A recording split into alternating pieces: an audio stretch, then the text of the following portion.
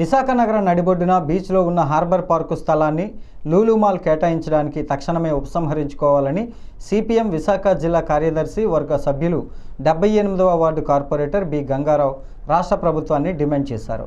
గురువారం బీచ్ రోడ్లో లూలు మాల్ కేటాయించిన స్థలం వద్ద సిపిఎం ఆధ్వర్యంలో నిరసన కార్యక్రమం జరిగింది. ఈ కార్యక్రమంలో గంగారావు పాల్గొని మాట్లాడుతూ లూలు సంస్థకు 2017లో నాటి టీడీపీ ప్రభుత్వం 13.83 ఎకరాల స్థలం కేటాయించి శంకుస్థాపన కూడా చేయించింది.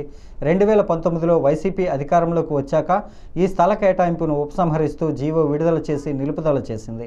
నేడు టీడీపీ జనసేన కూటమి ప్రభుత్వం అధికారంలోకి వచ్చాక ఆగమేఘాలపై లూలు మాల్కు స్థలం కేటాయించడాన్ని జీవోను విడుదల చేయటాన్ని సిపిఎం తీవ్రంగా వ్యతిరేకిస్తోందని ఆయన అన్నారు. 2000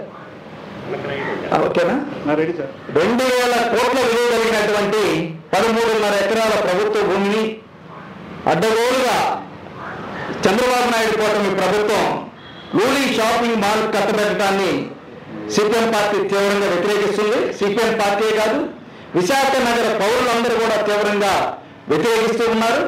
ఈ తక్షణం ఈ ఒప్పందాన్ని రద్దు చేయమని కూడా డిమాండ్ చేస్తూ ఉన్నారు. ఇది ఆర్కే బీచ్ పక్కనే ఉండేటటువంటి చాలా ముఖ్యమైనటువంటి విలువైనటువంటి భూమి నగరం నడిబొడ్డులో ఉంది. ఇటువంటి విలువైనటువంటి భూములు ప్రైవేట్ కార్పొరేట్ షాపింగ్ మాల్ సంస్థలకు ఇచ్చేస్తే ప్రజల ప్రయోజనాలకు ఏముంటాయి అనేటువంటిది సిపిఎం పార్టీగా చంద్రబాబు నాయుడు కూటమి ప్రభుత్వాన్ని మేము ప్రశ్నిస్తూ ఉన్నాము. 99 ఏళ్ల పాటు లీజుకి ఇవ్వబోతున్నారు ఈ భూమిని. ఎవరికోసమని నేను అడుగుతూ ఉన్నాను. ఇటువంటి భూమిని విశాఖ ప్రజలు కోరుకుంటూనే ఉంది.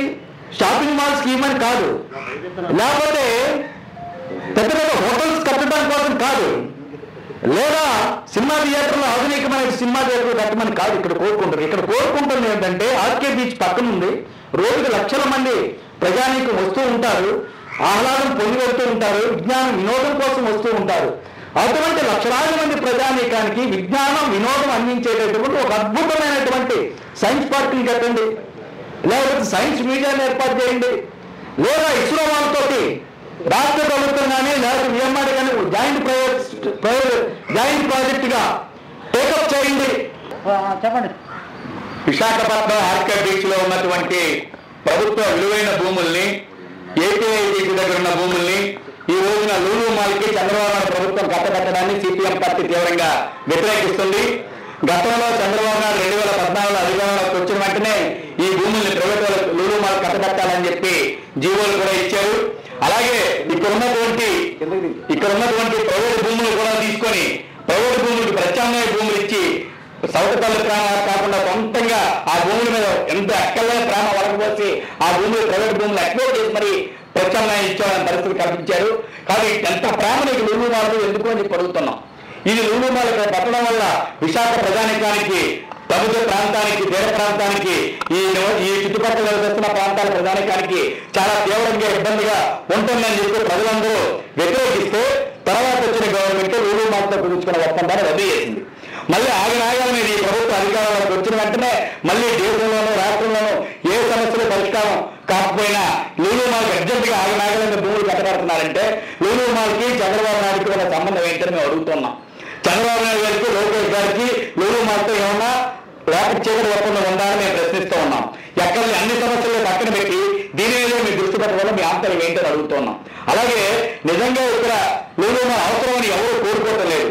మీరు నిజంగా లూలు మాల్ మీ ప్రేమ ఉంటే ప్రైవేట్ స్థలాల్లో వ్యాపారాలు చేసుకోవచ్చు, వారికి కావాలన్న భూములు దొరుకుకొని. లేదంటే ప్రభుత్వ భూములు, బంజరు భూములు, చాలా నిరుపయోగంగా ఉన్న భూములు ఊరేతలు చాలా ఉన్నాయి, అక్కడ ఇచ్చుకోవచ్చు. అవన్నీ కాకుండా సిఆర్జే నిబంధనలు ఉల్లంఘించి సముద్ర తీర ప్రాంతాన్ని అల్లకల్లోలం చేసి మీరు భూములు ఆగనాగా మీరు కేటాయించడం అంటే ఎంతకంటే పచ్చి దుర్మార్గం మరొకటి లేదు.